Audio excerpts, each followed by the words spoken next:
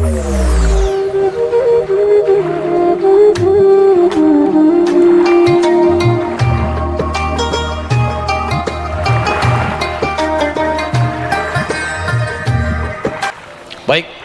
buka Quran surat 7 ayat 205.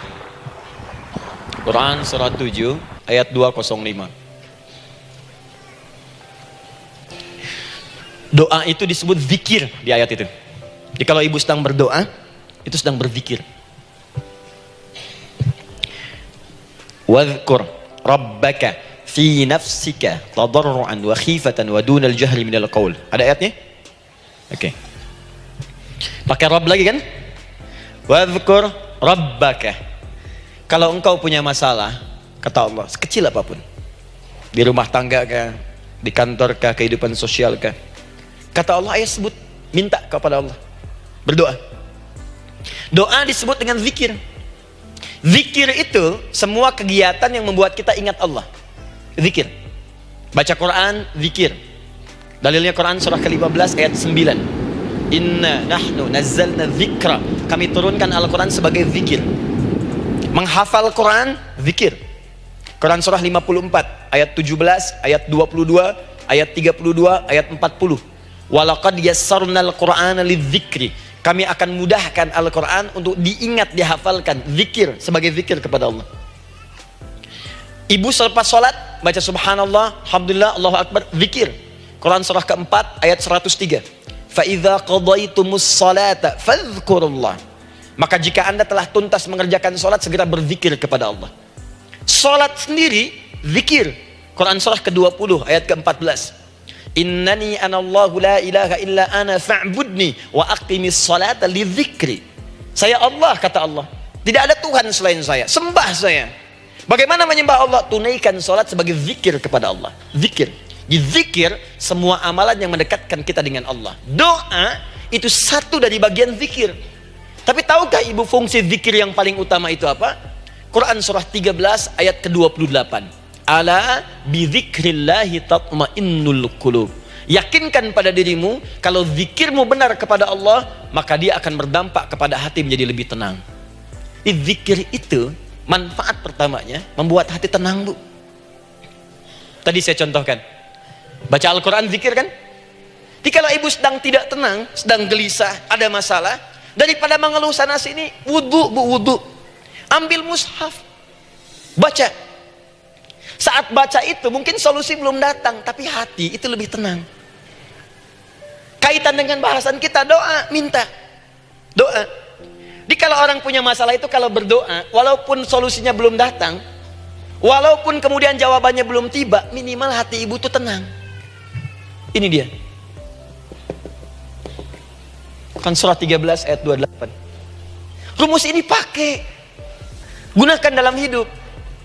Karena yang tahu kehidupan kita itu Allah yang menciptakan kita. Yang tahu pesawat, yang bikin pesawat. Yang tahu handphone, yang bikin handphone. Yang tahu mikrofon, yang bikin mic-nya. Yang tahu kita, yang menciptakan kita. Ikutilah petunjuk Allah yang menciptakan kita, maka akan langsung terasa manfaatnya. Ibu tidak percaya, silahkan lakukan. Rasakan bedanya, bedakan rasanya, dan pasti akan terasa bedanya. Akan lain. Tuh. Doa. Tapi ingat, yang paling penting kata Allah, doa itu bukan sekedar penting permohonannya, tapi menunjukkan status kita sebagai hamba di hadapan Allah Subhanahu wa taala. Jadi kalau ada orang selama hidup tidak pernah berdoa, artinya dia mengingkari statusnya sebagai hamba di hadapan Allah Subhanahu wa taala. Mau menyejajarkan diri dengan Tuhan. Kan yang tidak pernah meminta itu Tuhan. Allah yang memberikan. Kalau manusia beda, pasti minta. Artinya kalau ada manusia nggak pernah minta, seakan-akan bahasa halusnya, kamu ini ngaku jadi Tuhan. Saya tempatkan kau di neraka jahanam yang paling bawah. Jahanam itu, Bu, belum masuk saja sudah terasa. Terasa. Buka ibu Quran surah misalnya ke-40 Ghafir tuh. Ya, ayat 45 sampai dengan 47-nya. Sebelumnya lagi, lihat Quran surah ke-8 ayat ke-50. Itu penghuni neraka, Bu, yang bukan jahanam, saja. Penghuni neraka itu kalau mau meninggal itu dipukulin dulu malaikat. Depan belakangnya. Ayo, kamu keluar. Lama amat keluarnya rohnya katanya. Takut karena nggak punya bekal. Kan maaf ya, kaidah mengatakan orang nggak punya bekal itu takut pulang, apalagi orang merasa salah. Anak ibu berbuat kesalahan, mau pulang takut kan? Takut. Jadi kalau ada anak takut pulang, salah dia. Salah. Kemana anak nggak pulang-pulang, pasti ada yang salah karena nggak berani pulang. Jangankan salah, nggak punya bekal saja, malu pulang. Lihat ibu waktu Ramadan usai, mau mudik Idul Fitri. Kan pada mudik kan? Kenapa mau mudik dan senang mudik? Karena punya bekal, Bu. Dikumpul-kumpulkan tuh selama 11 bulan. Untuk 1 bulan saja. Itu pun paling berapa hari. Kumpulin. Terus telepon keluarga. Insya Allah aku pulang hari ini. Wah, senang semuanya. Padahal mudiknya cuma pakai motor, Bu. Motornya bebek, bekalnya singa. Serius saya, motor bebek bekal singa. Ada kardus belakangnya. Tulisin. Terus tambah pelepah pisang buat begini. Belakangnya ditulisin, aku pulang sayang. Jalan mudik. Terus yang di rumah kan senang nerimanya. Kenapa? Karena ada yang pulang dan bawa bekal. Saya pernah tanya pada seseorang, kenapa anda nggak mudik? Nggak ada bekal Ustadz. Nggak ada bekal, malu pulang.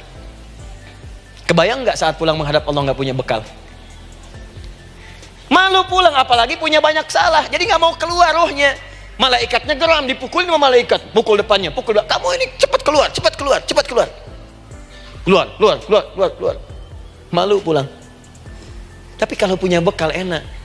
Dan yang nyambut langsung malaikat. Bahkan nanti ada satu amalan saat dikerjakan, itu orang ini sudah masuk surga, tapi semua malaikat di semua pintu surga yang 8 itu datang mengunjungi dia mengucapkan selamat. Itu ada di Quran surah 13 ayat 24. Salamun alaikum bima sabartum fa ni'ma uqbaddar. Selamat ya saat di dunia sabar mencari bekal, dan ini bekal terbaik yang kamu dapatkan. Silahkan nikmati surga yang kamu rindukan itu. Ini nikmatnya tempat yang pernah nanti kamu kunjungi dan tinggal abadi di situ. Yang nyambut malaikat.